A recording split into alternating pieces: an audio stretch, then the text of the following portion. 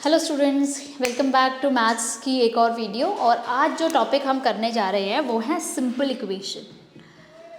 Simple equation I know कि आप लोगों की बुक्स में नहीं है, बट क्लास 7th में पहुंचने से पहले ये एक ऐसा टॉपिक है जो मैं चाहती हूँ कि आप लोग सारे के सारे ज़रूर इसको ढंग से कर लीजिए, ताकि आपको किसी भी टाइप की कोई भी प्रॉब्लम ना हो 7th क्लास में जब आप लीनियर इक्वेशंस को पहली बार पढ़ें। तो सबसे पहले तो एक इक्वेशन होता क्या है। एक इक्वेशन एक ऐसा एक्सप्रेशन होता है जिसमें इक्वल टू साइन है। अब इक्वल टू साइन है तो इसका मतलब इसके अंदर कोई कांस्टेंट होगा, कुछ वेरिएबल होगा। जैसे कि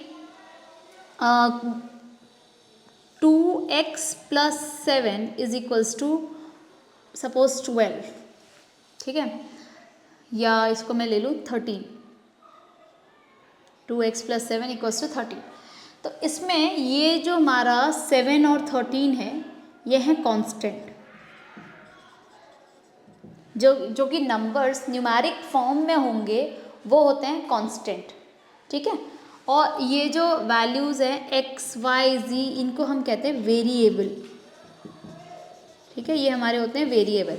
इनकी जो वैल्यूज़ है वो वेरी कर सकती है और इसीलिए हमें निकालना ज़रूरी है according to the given information कि ये वेरिएबल होता क्या है, ठीक है। सो सपोज करो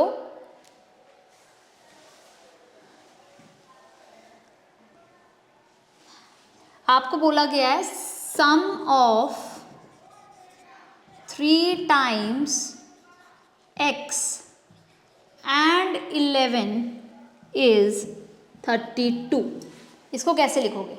सम ऑफ मतलब प्लस है, 3 टाइम x एंड 11, ठीक है, इज 32। तो ये एक सिंपल इक्वेशन या एक लीनियर इक्वेशन है। लीनियर का मतलब होता है जिसके अंदर सिर्फ एक वेरिएबल हो। आगे आगे जैसे जैसे आप बड़े होंगे वैसे वैसे आप क्वाड्रेटिक इक्वेशन, क्यूबिक इक्वेशन, इनके बारे में भी पढ़ेंगे, ठीक है ना। तो ये आपका इस तरीके से आगे बढ़ता रहेगा।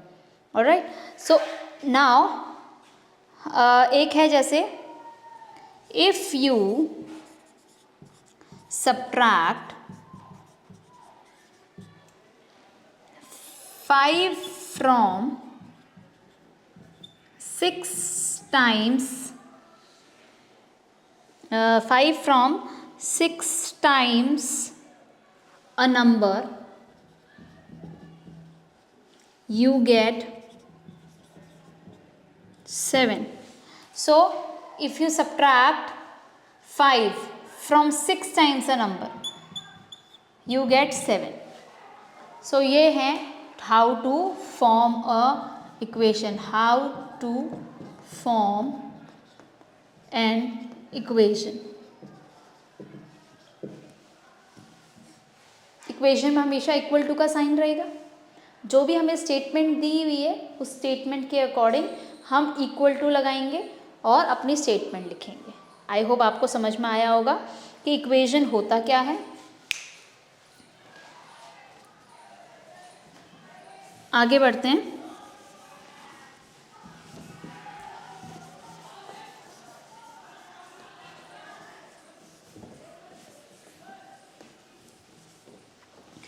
जो नेक्स्ट चीज़ हमारे पास है वो है solution of convert the following equation in statement form. Equation in statement. अभी हम इक्वेशन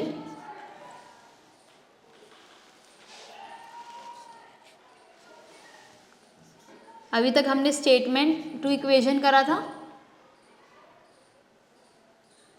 अब हम इक्वेशन टू स्टेटमेंट कर रहे हैं। फॉर एग्जाम्पल आपके पास एक इक्वेशन गिवन है कि x-5 equals to 9, x-5 equals to 9। इसको अगर मैं स्टेटमेंट में कन्वर्ट करूं, इफ़ कोई भी random Ravi 8 5 toffees out of a box, he is left with 9 toffees. या आप इसको लिख सकते हो कि 5 subtracted from a number x gives 9। Okay, similarly there could be question that says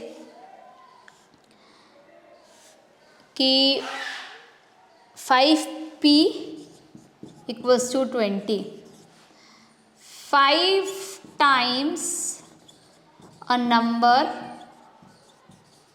is equal to 20।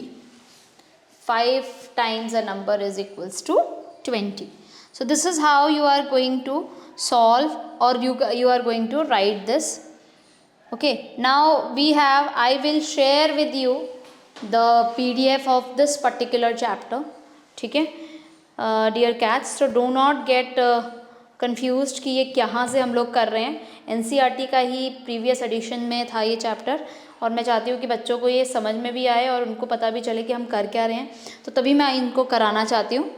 Okay, and then we can start. So let us start with exercise 4.1।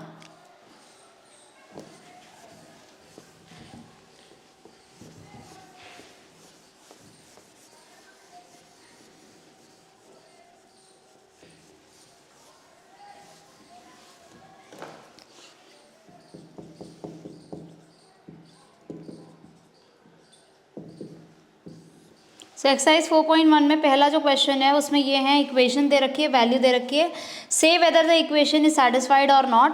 सो सबसे पहले तो हम करते हैं सोल्यूशन ऑफ एन इक्वेशन।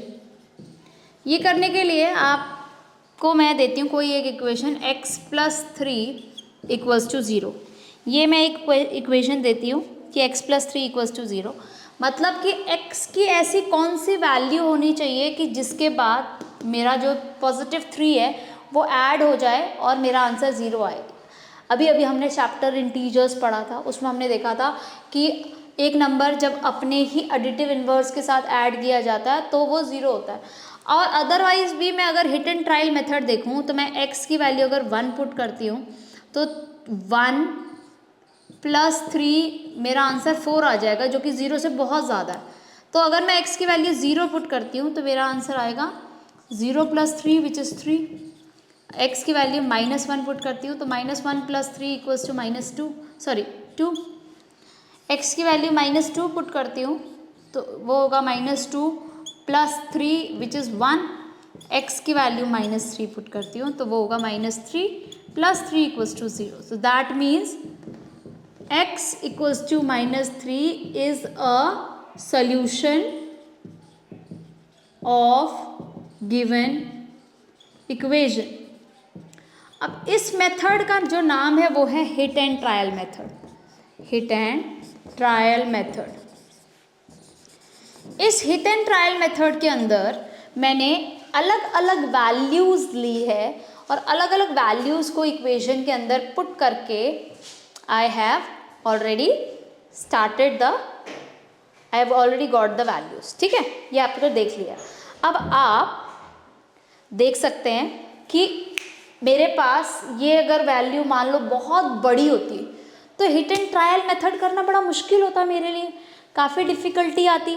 तो इस case में मैं एक और मेथड यूज़ करती हूँ और उस मेथड का नाम है आपका transposition method. Late us start with transposition method.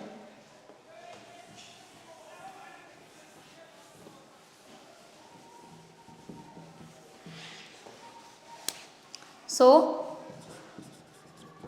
Transposition method, ये जो ट्रांसपोजिशन मेथड है, इसका मतलब ही है ट्रांसपोर्ट करना। आप अपनी वेरिएबल को छोड़ के सारे कांस्टेंट्स को एक तरफ ले जाओ, जो प्लस है वो माइनस हो जाएगा, जो माइनस है वो प्लस हो जाएगा, जो मल्टीप्लाई है वो डिवाइड हो जाएगा, जो डिवाइड है वो मल्टीप्लाई हो जाएगा इक्वल टू के उस तरफ जाकर। फॉर एग्जाम्पल x बन जाएगा 0 - 3, तो x की वैल्यू आ गई -3, जो कि हमारा हिट एंड ट्रायल मेथड से भी सेम ही आया था। Okay, understood, fine. So this is a transposition method, transposition method है ये। इस ट्रांसपोजिशन मेथड को हम और कॉम्प्लेक्स तरीके से अगर देखें, फॉर एग्जाम्पल मेरे पास अगर कोई और एक इक्वेशन है जैसे कि 4p माइनस 3 इक्वल्स टू 13, इस केस में मैं क्या करूँगी, देखिए 4p is equals to 13 plus 3, ये जो -3 है ये उठ के इधर चला गया और +3 बन गया, तो 4p इज इक्वल्स टू 16। अब ये 4 है, मल्टीप्लाई में है, 4 इंटू पी है, तो ये नीचे चला जाएगा, डिवाइड में हो जाएगा, तो p is equals to 16 divided by 4 हो जाएगा और p की वैल्यू आ गई 4। This is the answer to this question. Okay, ज़रूर इसको नोट डाउन कर लीजिए, ट्रांसपोजिशन मेथड है और अभी हालांकि इतना यूज़ नहीं होगा, लेकिन जैसे जैसे आप आगे बढ़ेंगे इस चैप्टर में ये आपके बहुत काम आएगा। ठीक है, चलिए आगे बढ़ते हैं एक्सरसाइज की तरफ। Exercise 4.1।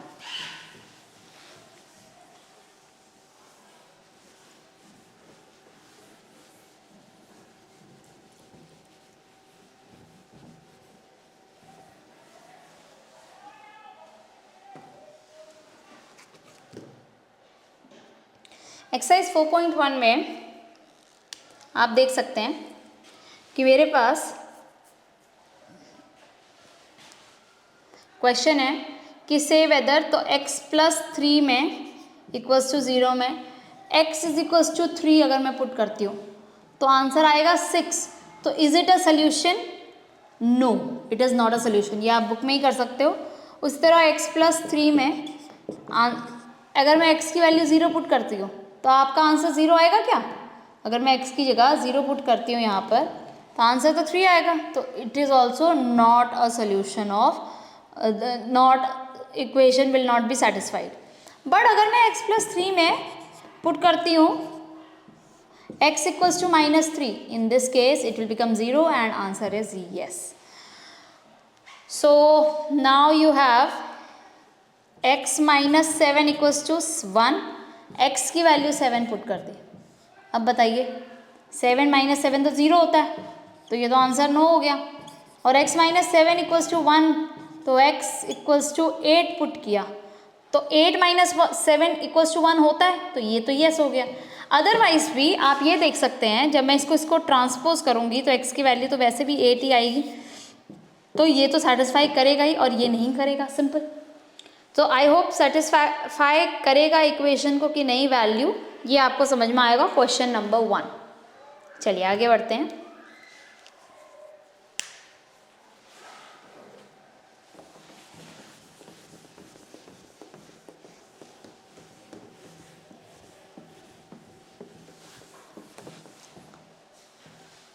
Next is question number 2। Question number 2 says check whether the value given in the brackets is a solution to the given equation or not। जैसे कि आपका a है n plus 5 equals to 19 and n की value दे रखी है 1।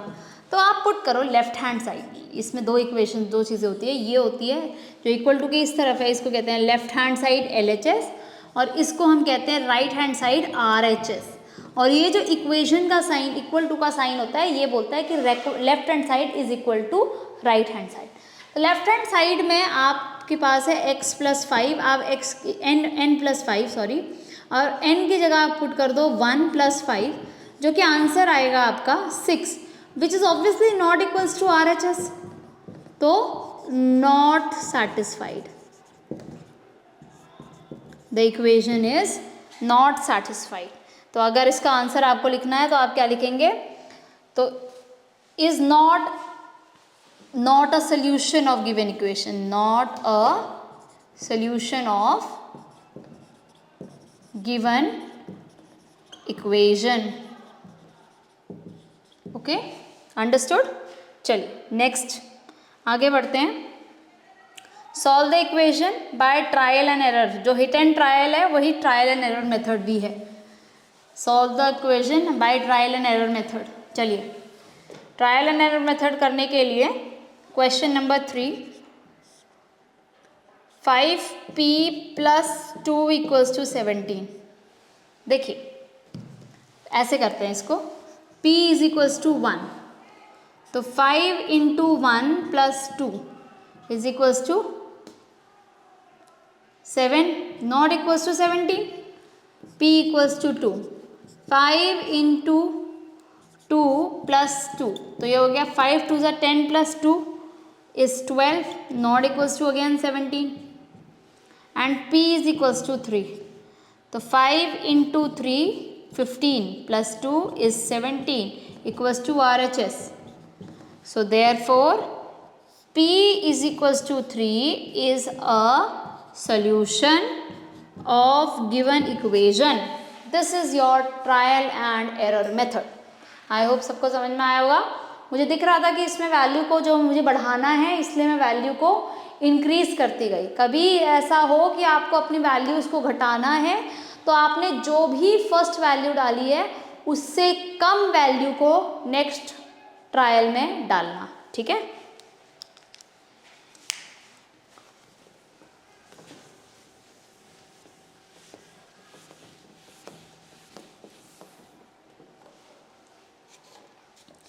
चलिए next is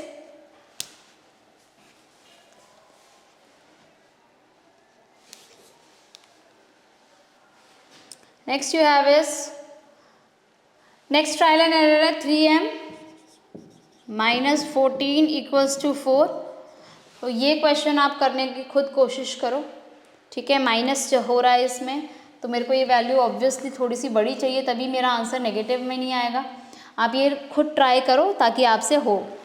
question number 4 को अगर हम देखते हैं, क्वेश्चन 4 तो देखा जाए, write an equation sum of number x and 4 is y, तो x + 4 is 9, this is a part, मतलब first part. Second part, 2 subtracted from y है तो ये। Number 3, 10 times a is 70, a number b divided by 5 gives 6। तो ये मैंने आपके लिए कर दिया है। तो आप नेक्स्ट है इसमें 9, तो वो 9 आप लोग खुद करेंगे। जैसे 3/4 ऑफ t है फिफ्थ पार्ट में, 3/4 ऑफ t इज 15, तो ये है, ठीक है।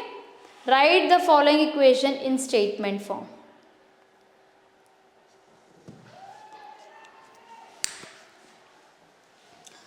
तो next question is write the following equation in statement form, that is question number 5।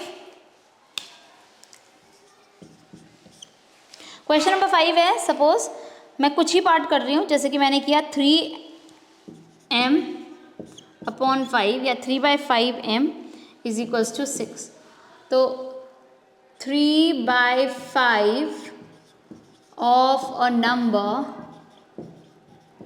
gives 6. Then you have, like suppose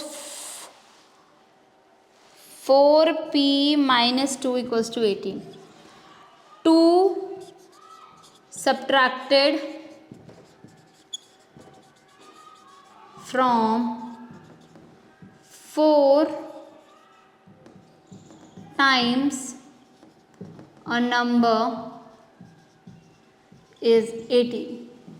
2 subtracted from 4 times a number is 18. Okay, understood. I hope ये आप लोग खुद कर पाएंगे। डियर कैट्स, बच्चों को statements बनाने के लिए दो, ताकि हम ये भी चेक कर सकें कि बच्चों की इंग्लिश अंडरस्टैंडिंग या इंग्लिश सेंटेंस फॉर्मिंग कितनी स्ट्रांग हुई है ओवर द ईयर्स, और बच्चों को कितना क्वेश्चन समझ में आता है। Okay, let's move ahead to question number 6, set up an equation in following cases.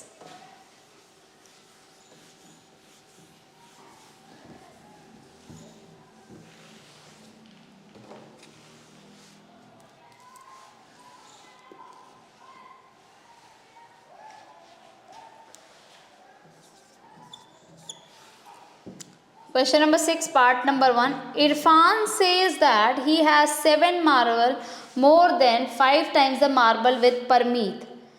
Irfan has 37. ठीक है, तो let the marbles of Parmeet is M. M उसने ले लिया परमीत के मार्बल्स को. परमीत हैज़ एंड इरफान के पास जो मार्बल है 7 marbles more than 5 times the marbles of Parmeet. तो परमीत का ये हो गया. तो अकॉर्डिंग टू क्वेश्चन, अच्छा मार्बल्स विद इरफान कितना है? Marbles with Irfan that is 37 है ना मार्बल्स, राइट? तो 7 मोर देन 5 टाइम्स परमीत, यही हुआ. 7 more than 5 times Parmeet is marble of Irfan. I hope you have understood what we have done over here. Marbles of Irfan were 37 और हमने बोला चलो परमीत के पास M मार्बल्स है. तो परमीत बोल रहा है, इरफान बोल रहा है कि मेरे पास परमीत के 5 टाइम से भी 7 मार्बल्स ज़्यादा है. Okay, understood. Next part number 2. I have Lakshmi's father is 49. He is 4 years older than 3 times Lakshmi's age. Age of father is 49 years. ठीक है.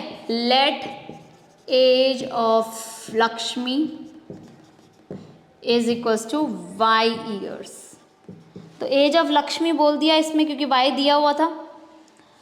ठीक है, y years.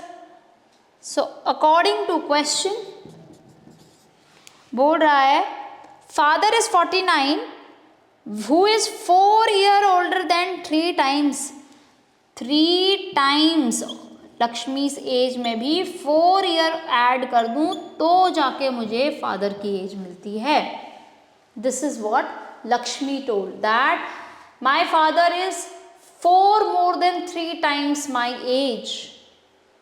Okay, next, moving ahead to next question, that is question number 3. Okay, so question number 3 is the teacher tells the class that the highest marks obtained by a student in her class is twice the lowest marks plus 7. Highest marks is 87. Take the lowest. So let the lowest marks is equals to L. Highest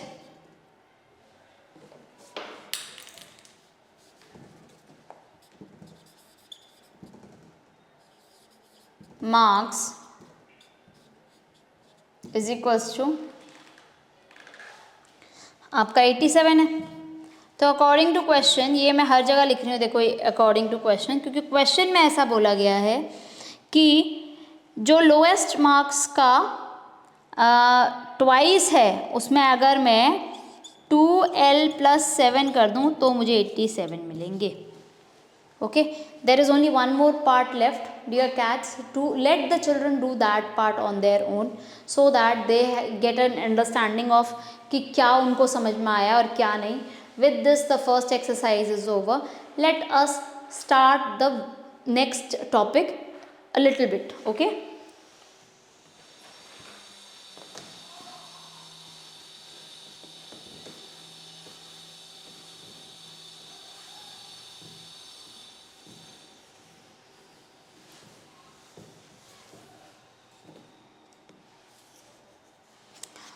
So the next topic that we are going to do is solving an equation.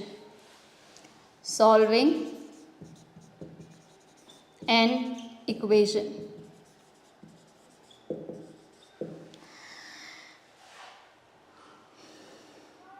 So solving an equation, we have right hand side and left hand side. ठीक है, and we have to balance those.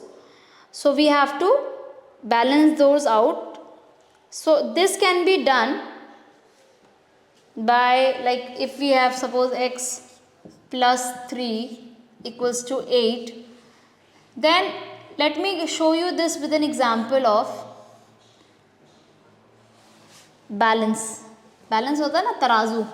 तराजू के example से देती हूँ मैं आपको. ये एक तराजू है, ठीक है, यहाँ पर, और ये एक तराजू है यहाँ पर. आपके पास 3 संतरे हैं, 3 ऑरेंजेस, एंड यहाँ पे 8 oranges. 1 2 3 4 5 6 7 and 8 oranges. Obviously this will be heavy. I have to make this also orange, this also equal to this. So let me check how many oranges I have to put. 3 are already there, ठीक है. 4 5 6 7 and 8. So 1 2 3 4 5. That means I have to add 5 more oranges to balance it out. That means x is equals to 5 is my answer. And how have I got it? I have got it by x minus 5. x minus 3, sorry. I've got this by x minus 3. इसी को हम transposition कहते हैं ना, अभी तक हम यही कर रहे हैं, ठीक है. तो this is how we are going to solve an equation by equating the right hand side and the left hand side, ठीक है. तो अब जैसे मेरे पास इक्वेशन है कि solve the equation 3n plus 7 equals to 25. Let us solve.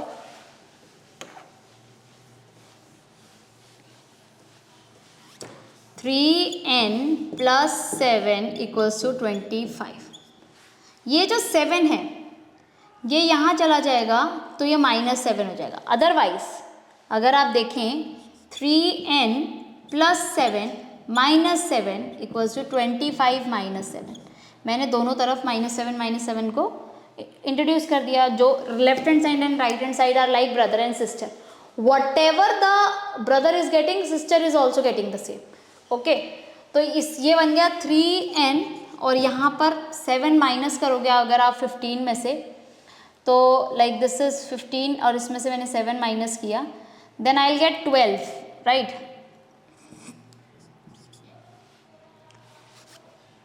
No, I'll not get 12.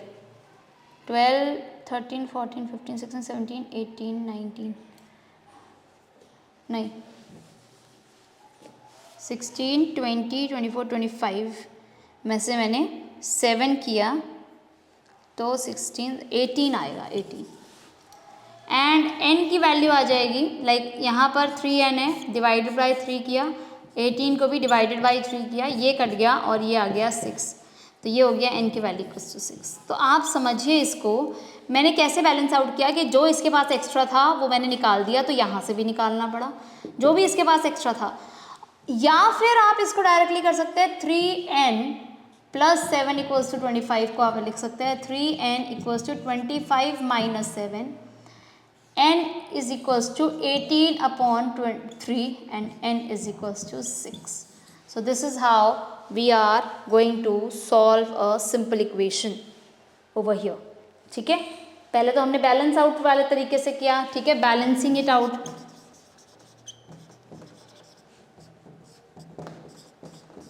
और ये हमने किया बाय ट्रांसपोजिशन.